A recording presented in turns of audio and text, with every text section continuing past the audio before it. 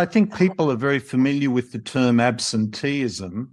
That's an obvious one. You just literally didn't show up for work. But presenteeism is another term that's kind of somewhere. Is that part of the process? Presenteeism is on the road to Damascus or on the road to burnout. Exactly. I mean, people can put their head down and grind away at a job they hate and a place they detest for years or even decades. But, they'll put a smile on their face and they'll fake it, but inside they're saying, I hate this place and everything it stands for. The problem is if they do that, then they can end up bitter and angry and resentful, and it will shorten their life. And so that's no way to live, in my opinion. Yes. Well, you're out there looking not just in the health area, I think nowadays, but what impact is this problem having on business? Well, it has a tremendous impact. I can speak for my business for sure, but there are parallels with any business. For the healthcare industry, at high burnout rates translates to a high turnover rate. So if a business is turning over or churning through employees, there's something wrong with that work environment. It's probably a toxic work environment that's driving people away. And by the way, 90% of burnout is caused by the work environment. Only 10% of the time do people burn themselves out. 90% of the time, it's the work environment. It also translates into high burnout rates translate to medical errors. A 1 point increase on the depersonalization score on the Maslach burnout inventory translates to an 11% medical error rate. Wow. And so it can cause a lot of medical errors and employee dissatisfaction, patient dissatisfaction. On the other side, in the business world, it would be employee dissatisfaction, customer dissatisfaction, high rates of absenteeism, higher rates of on-the-job injury, increased malpractice claims in the healthcare industry, or increased suits in the other industries. So there's a high employers, healthcare organizations, large provider groups, they're already spending a lot of money on burnout. They just don't know it. And it's not the way they would intend to spend it if they were a little better educated about the problem. That's so interesting to hear you say 90% of the cause of burnout is the work environment. What are some features of a toxic work environment? I mean, people may be actually experiencing it without it actually having the word toxic attached to it. But what are some of the features of a work environment that are toxic? So Christina Maslach also figured this out back in the 80s. And she developed a tool for measuring this. It's called the Maslach Areas of Work-Life Survey, or MAWS.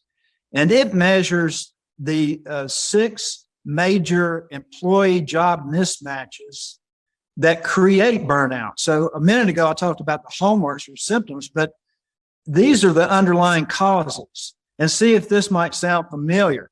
Work overload, lack of control, insufficient reward, breakdown of community, absence of fairness, and conflicting values. So there isn't a single one of those that wasn't being negatively impacted by the recent pandemic. Many providers were work overloaded. They were exhausted because they were called upon to work extra hours under unfamiliar circumstances that were not to their liking most of the time. So everybody's feels work overloaded at times, but in certain areas, in order to save money, companies have really loaded up employees with too much to do. There's just too much on their plate, and nowhere is that truer than in medicine. Not only are providers supposed to take care of a long list of patient responsibilities every day, but now 30% of their day is administrative, which is something they don't want to do and weren't trained to do. So that kind of work overload has a negative impact. Lack of control. Large organizations tend to want to centralize control. And so what that does is it stifles innovation and creativity at the point of service. So people can't adjust or make accommodations on the fly because there's some company policy they would violate if they did so. And so the more and more control is taken away from, in my industry, the provider and given to somebody else who often isn't even educated in medicine, i.e. some bureaucrat somewhere. And so this is very dispiriting to the healthcare provider. One provider put it best. He said, every day I go to work, I'm faced with 1,000 tiny betrayals of purpose. And that's kind of sums up exactly the way providers are feeling. Insufficient reward. A lot of their rewards have been taken away from a lot of folks' jobs because they're either too busy to enjoy a thank you from a customer or a patient, or they're few and far between because the amount of time they get to spend with them is so short. The thank yous get further and further apart. And so a lot of the intrinsic rewards have been taken away. Breakdown of community. Everybody has to feel like they're pulling on the same rope in the same direction in an organization. And when everybody's pulling in different directions, it doesn't foster a sense of community or a common purpose. And then the next one, absence of fairness. In order for an employee to feel like they're being treated fairly, there must be openness and honesty and trust. And if those things are missing, or if they're lacking, people don't feel like they're being treated fairly. And then the last one, conflicting values.